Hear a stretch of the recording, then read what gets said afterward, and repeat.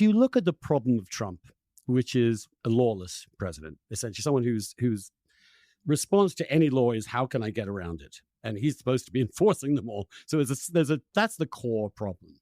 How do you tackle that? How do you tackle someone with that kind of contempt or that kind of self-interest constantly overwhelming the public interest, which is really something that's so deep in his psyche, it's not even a choice for him. And it seems to me that you do that under the American system when you have a president by impeaching the bugger, which is what they've done, that they did twice, and throwing him out of an election. In an election, those are the ways in which or electing a Congress that's opposed to. That's how we deal with presidents that go too far. And we've kind of moved to a position where we think the public is not going to punish this man in the way that politics usually punishes a person for reasons that could be disturbing, might not be disturbing, but to me they're a little alarming. But nonetheless, that's the case.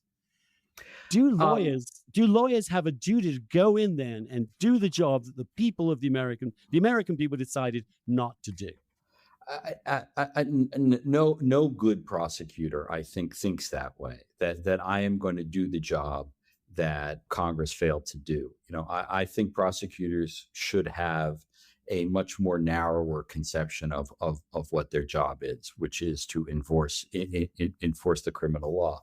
But I also think you have to look at what's gone on with Trump in a broader context. And I'm thinking about this a lot because I'm writing about Nixon and the Nixon era. And the media environment in which Nixon lived was so different from ours today. And, there was no Fox News, there was no internet, there was no social media, there was no cable news of any kind, and you were operating in a world of relatively shared facts. Walter Cronkite, the local newspaper that was read by virtually every literate person in any city, whether it was the Detroit Free Press or the Hartford Courant or the New York Times, the Daily News, there was, and they had their political slants in modest ways, but there was sort of a shared sense of facts. You have an ability now, and Trump has exploited this tremendously, to just simply go around the fact-based news media. And I think, the point you were making that, Trump was helped by the Bragg case.